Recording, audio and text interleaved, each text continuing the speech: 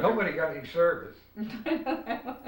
Nobody gets any service today. You're not supposed to have someone come wash your windows. When the girls went out to pump gas, that was a no-no. Why? Well, it just didn't look right there if I had girls pumping Ladies, gasoline. you had to do that in the old days. Now I get out and pump my own. Yeah, now It's you all pump, right. you don't get it, either one of the two. That's right. And So- nobody does your windshield. Yeah. Yeah. That was a joke, the whole thing. Then we started a restaurant. Yeah, I want you to put your restaurant. Well, Didn't first last too of all, my mother and father, they had tourist homes. Oh, they did everything. It's amazing. You've Well, done they had to do something everything. to make a living. I don't know. Can't So they they just take figured- one job and work in a factory all their life? So they figured that they could make a big boiler full of soup, beans, you know what I mean? Serve all these people. Mother used to be good at making pies and stuff like that. Good. But then they started a restaurant. And then they had a menu made up. And Melody was the waitress. Wow. And we had, my mother and father was in the kitchen. And you'd come around and the people, we had already eaten or what, I'm not sure. But the people would say, well, I'll have this. Well, we're out of that. Well, how about this? Oh, we're out of that too. It was the craziest darn thing you ever see. That didn't work out. It of didn't course, work they weren't out. too nice to the Should've just customers said- either at times, were they? So, and, no, then we had a motel. Yeah, well, after the restaurant didn't last too long. Okay. You Well, it had was in the your same menus building, printed? and so it's, Okay, all right. so, then we had the motel. We had charged $1 a night. I love it. All right. And when Lucky Teeter used to be around, they used to fill up all of it, all the rooms. Wow. Who's that? Lucky Teeter, that was the hell drivers that drove their cars, Drove did over, all the tricks and stuff. over with the, the over the fairgrounds? Yeah. Oh, the fancy, the So car those drivers. people stayed there. Okay. Yeah, then we had some cabins on the outside as well as in the building. Where was this now? This was Danbury, right? This is all in back of the gas, all around the gas. Oh, by Lake Avenue there, yeah. I know Lake Where Avenue. the Oasis used to be, Yeah, that's I under a know. different name now. Okay. And then we built a house on top of the hill. And that house cost about, What, on Longcrest, you mean? yeah, The one that just sold here a little while Yeah. ago? Hmm. Swanton was in, well, they lost that. They lost the oil business, they lost everything. Because they lost, I mean, they couldn't pay their bills. They lost it financially, I mean, yeah. Hmm. So then, as I say, we built a house and that cost about less than $8,000 with a two-car garage, you know, Sounds hardwood nice. floors and all that. And plus, sheetrock, I mean, not sheetrock, wood lath for plaster. Mm-hmm. So, then they moved from there over to Well Avenue, and from Well Avenue to Westville Avenue. And that's where Helen and George lived. Right. Yeah, about what time Yeah. what time did they move over there to Westville Avenue? It had to be after 38 because I got out of there in 38. I went to work on the hurricane up in New London. Mother and I Oh. went to ride up to New London. On that warehouse or what was it, Yeah, whatever it was there? Long dock, across from the submarine base. Where I got about $15 at home for working all kinds of hours. I went up there and with a carpenter, got $1 an hour. No Was time. the $15 was for the week, you mean? Yeah. Or what was that, like 6 in the morning to 12 at night or That's something? right. And if you weren't open at 10 in the morning, your father would be knocking on the window. What are you gonna do, sleep all day? But it did kill us. And then, as I say, there was no time and a half at that time. You work 60 hours a week up there on the long dock and driving spikes into the oak and maple platform. All tough stuff. Yeah, with a 3-pound sledge. I'll be back very soon, about 20 minutes, 25 minutes. Let's go Yeah. down the street. I'm coming. So, no, that's, then I went and Barbara was 3 years old then.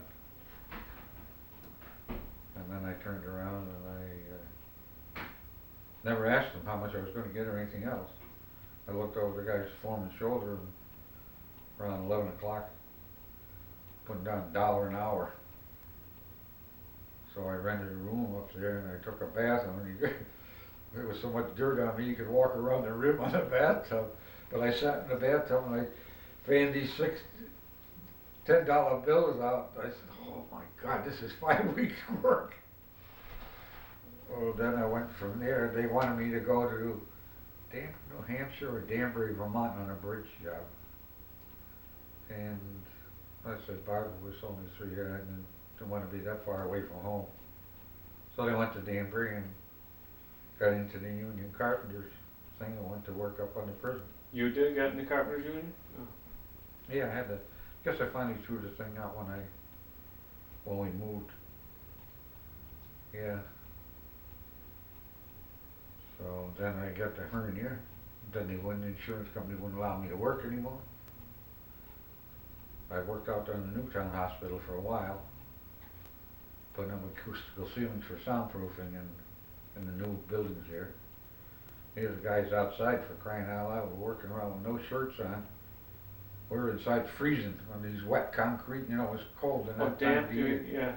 Yeah, damp and cold. So then I went to Harvard in Bridgeport for $24 a week, ride back and forth. That's a big drop from the carpenter pay though before, huh? Yeah. But then when we was at the carpenter, we're in union, we only getting $1 an hour. They tried to get $1.25 and couldn't get it. While they were working on a federal prison. Well, that's a 25% increase over the pay. That's a big increase, I figured out, but yeah. So, of course, after I got out of there, I suppose it went up. Yeah, well, how did you get into Horberg's? Oscar Johnson. Oh. I don't know exactly how, but I went down there, oiling parts and sweeping the floor and so on and so forth until they got on the machine.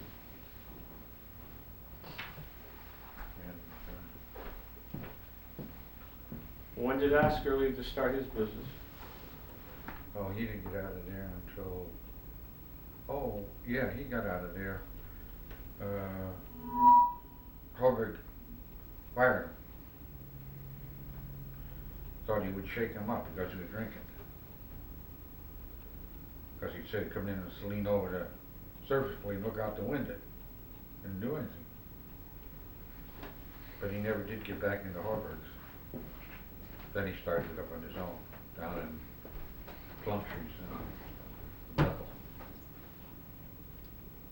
But I stayed there. I guess I was, well, I didn't get laid off. In fact, that's the way I quit. After all, they kept on asking me how to do this and how to do that, and how much you think they should charge for this, and how much you charge for that, and what kind of wheels you're supposed to use, what kind of oil you want to use, and how many pieces you could do an hour. And I said, heck, if I can do this for them, I can do it for myself. Yeah, but you stayed down there for about 10 years. 10 years. But I didn't have anything when I got through. We made You made a living. It's just living, that's all. you never got ahead. You never any further than the day you walked in the door, in other words. No. But everything we have and I have today is because of Mother. Mother took care of the books. Mother managed to save the money. I knew machinery, that was my big deal, but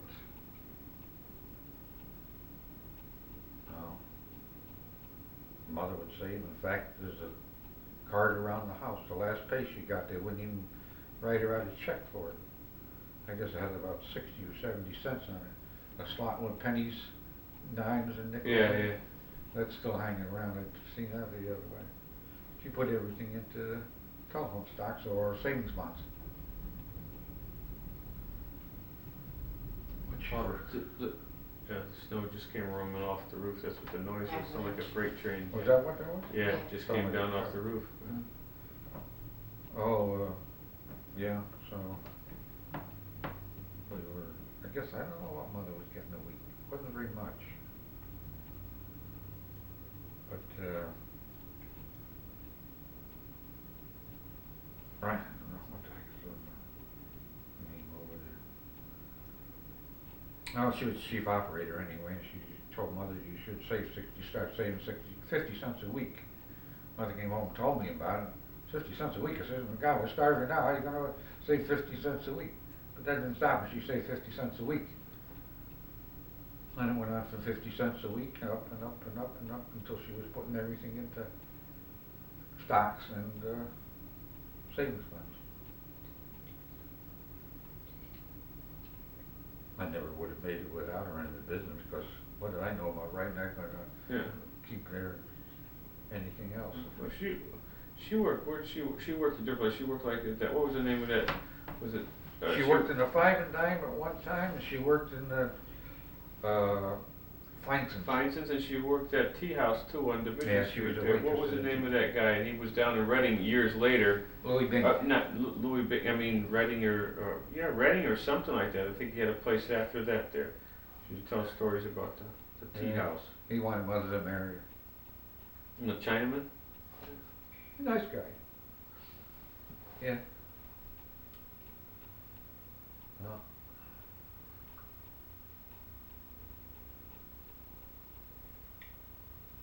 And then what is it? You said the five. Where did you meet her? You were going down the street. Who would Blasey or who? No, it's Maddie's. Johnny or Steve Maddie. She was coming out of a store down on Elm Street. I said, boy, wow, look at that. And one of them says, oh, you want to meet her? I said, yeah. Well, they said she won't get in a car with you if she don't know, if you try to ask her alone. She says, I'll say something, I forgot what they said. It was a friend of ours, hers or theirs or something, and offered her a ride home. So, no, that's how I met Mother. Before that, me and Maddie thought I was going to marry her. That was her cousin. Oh, the cousin of the guy that you mean that you were with at the time? Yeah. They're dead too. Did they go to our church?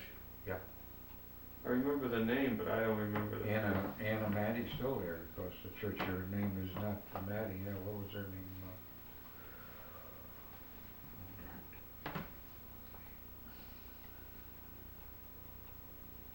Urinka. I think Danny Urinka, I think it was. Yeah. She married Urinka. Oh. I can't. She worked for the Studebaker place. Oh, down on Crosby Street, was it? Yeah. A Roadster, yeah. Heck of a nice looking car. Yellow. Canary yellow. Oh, I vaguely remember something about like. There's pictures around somewhere. Yeah, I don't know if we got them, but it was. I remember the car.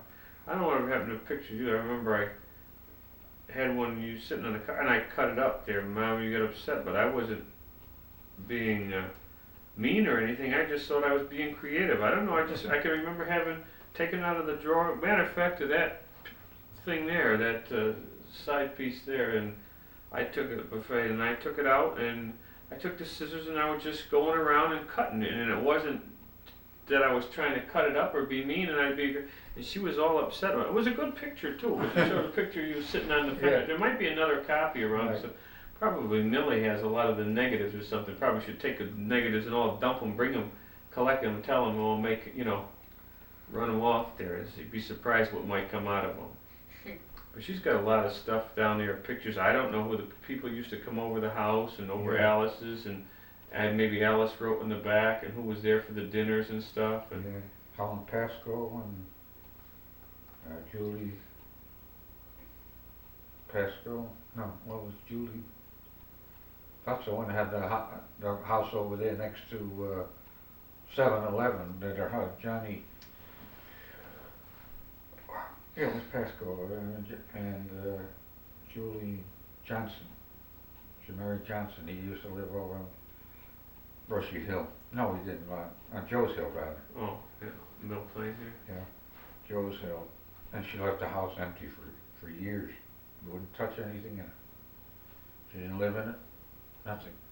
Finally, she did sell it. I guess she got $200 some odd thousand for it.